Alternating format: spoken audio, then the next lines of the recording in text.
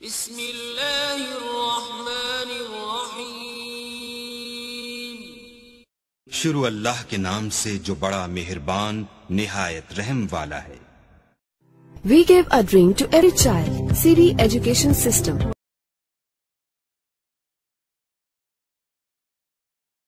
कैसे हैं आप सब? ठीक है। अच्छा बच्चों, आज का आपकी जो नज़म है वो है पैवस्तर शजर से उम्मीद बहार रख। उसके शायर का नाम है इल्लामा इकबाल। ठीक है, इल्लामा इकबाल इस्लाम के बड़े अलमदार और मिलत इस्लामिया के इत्तेहाद और इत्तफाक़ के दाई थे। यानी कि वो चाहते थे कि हम सब मुसलमान जो हैं वो मिलजुल कर रहें। इस शेर में या इस पूरी नज़म में जो है वो अख़ुवत, भाईचारा और इत्तफाक़ और इत्तेहाद का दर्स दे रहे हैं। इसके साथ साथ फ़र्द और मिल्लत के ताल्लुक़ को वाज़ह करते हुए कहते हैं कि टहनी जब तक दरख्त से जुड़ी रहेगी तब तक फल फूल और तरोताज़ा और ज़िंदा रहेगी। इस वक्त दुनिया में मुसलमान जो है वो 100 अरब के बराबर हैं और 50 से ज़्यादा जो हैं वो आज़ाद मुमलकतों के मालिक हैं।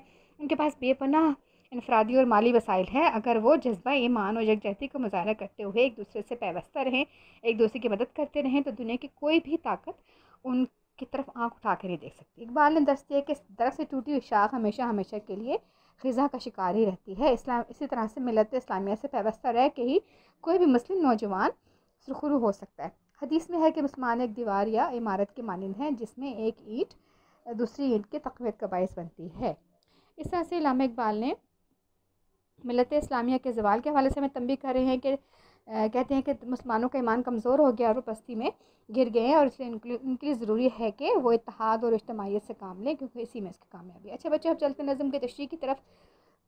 नज़म की तशरीह का मैंने कल भी हवाला बताया था मैंने किस तरह से करने। या तो आप दो करके शेरों की तशरीह कर लें, या फिर आप जो है वो इकट्ठी जितने भी बनते हैं तमाम अशार की इकट्ठी कर लें। लेकिन सबसे पहले तरीका कैसे मैंने आपको बताया था। सबसे पहले आपने जो है देना है शायर का नाम, उसके बाद नज़म का उन्वान, उसके बाद लिखना है शेर कौन सा आप कर रहे हैं। ठीक है, अलिफ बे जुज़ कौन सा कर रहे हैं। उसके बाद उसका आपने मफ़हूम करना है।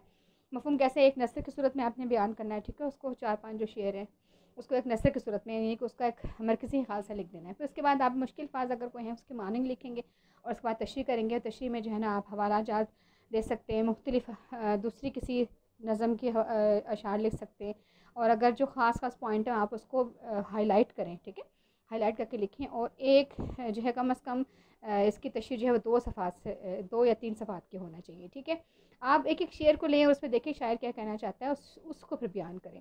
ठीक है, इस तरह से ओवरऑल अगर आप करेंगे तो आपके मुश्किल हो जाएगी। एक शेर को जब देखेंगे आपके शायर उसमें क्या कहना चाहता है तो फिर आपके लिए आसानी हो जाएगी। ठीक है, तो बहुत अच्छे तरीके से करके साफ करके इसको बेटा अपने अटैम्प्ट करना है।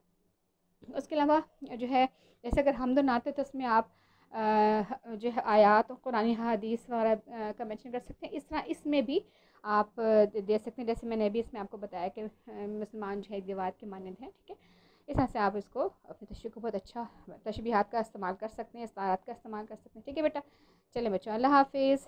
चैनल को सब्सक्राइब करें और इस वीडियो को शेयर करें।